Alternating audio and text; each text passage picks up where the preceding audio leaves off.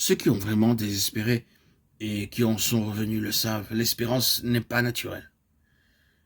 Il ne suffit pas de vouloir vivre encore à certaines heures, cela n'est pas notre seul ressort. Notre conscience est claire, notre conscience. Je suis plus intelligente que l'intelligence que j'ai, disait l'amante anglaise de Marguerite Duras. Ce n'est plus moi qui désire vivre et qui espère, c'est l'espérance qui désire et qui veut vivre en moi. Mais qui est cette espérance? Plus moi que moi-même, mais tout autre que moi-même. Sans doute les croyants qui y mettront là le nom du plus haut de leur Dieu, les athées honnêtes, ceux qui ne font pas une idéologie de leur athéisme, s'interrogeront sur ce possible.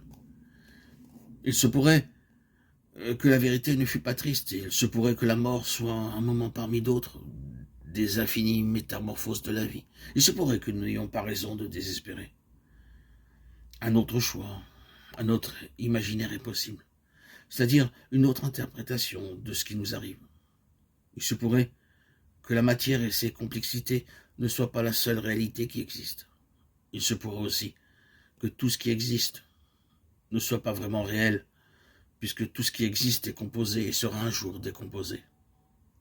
C'est peut-être l'illusion qui est triste, ou plutôt s'illusionner, puisque c'est prendre pour réel ce qui existe. Ce qui existe n'existera pas toujours. Accepter cela est le commencement de la sagesse. Alors oui, désespérer est le commencement de l'espérance, mais ce n'est que le commencement.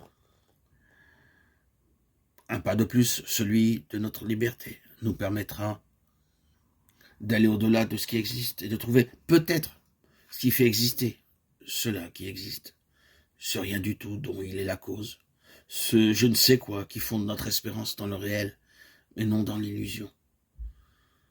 Nous pourrons alors sourire sans complaisance à celui qui s'illusionne pour nous rappeler avec lui à la vigilance, qui est le nom vivant de la vérité, aletheia, non ensommeillement.